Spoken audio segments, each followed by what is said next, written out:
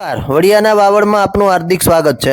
વડિયાના city survey ઓફિસના કર્મચારીની લાલિયાવાડીથી લોકો ત્રાહિમામ પોકાર્યા છે અને ત્રાહિમામ પોકારતા બાર એસોસિએશન આ બાબતે મેદાનમાં આવતું જોવા મળ્યું છે।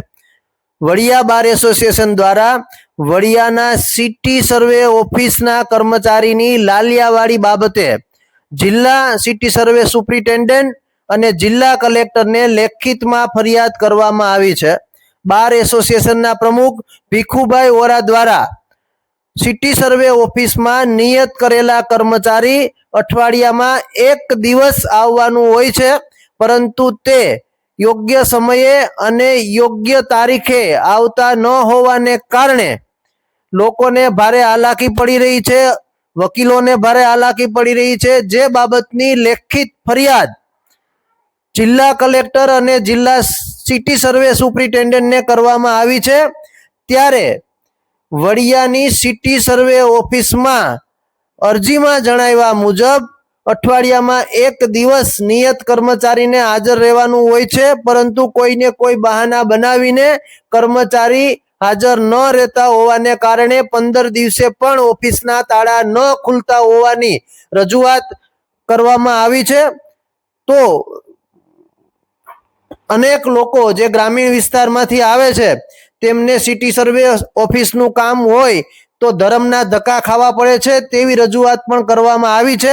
ત્યારે આવા જવાબદાર કર્મચારીઓની સામે તટસ્થ તપાસ કરીને જો એ નિયમાનુસાર કામગીરીમાં આવતા ના હોય તો પગલાં લેવાની પણ માગણી કરવામાં આવી છે અને કડક હાથે તેમને સૂચના આપવા પણ જણાવાયું છે।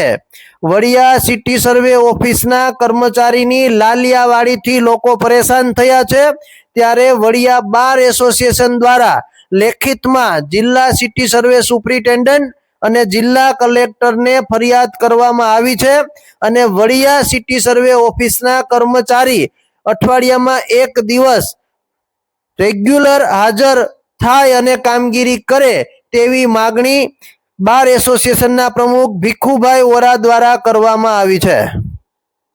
સિટી સર્વે કચેરીનો અવારનવાર ફરિયાદો આવે છે।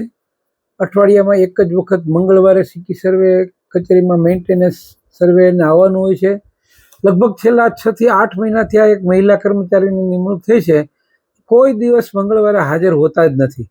મંગળવારે આવે છે ખરા, ક્યારેક બપોરે 12 વાગે આવીને 1 વાગે મિટિંગ છે એવું બહાનું બતાવીને જતા રહે છે। લોકોનું કામ અનેક ટલેચેડા છે, અવારનવાર રજાઓ મૂકી અને પોતે પણ રજા મૂકીને જતા રહે છે।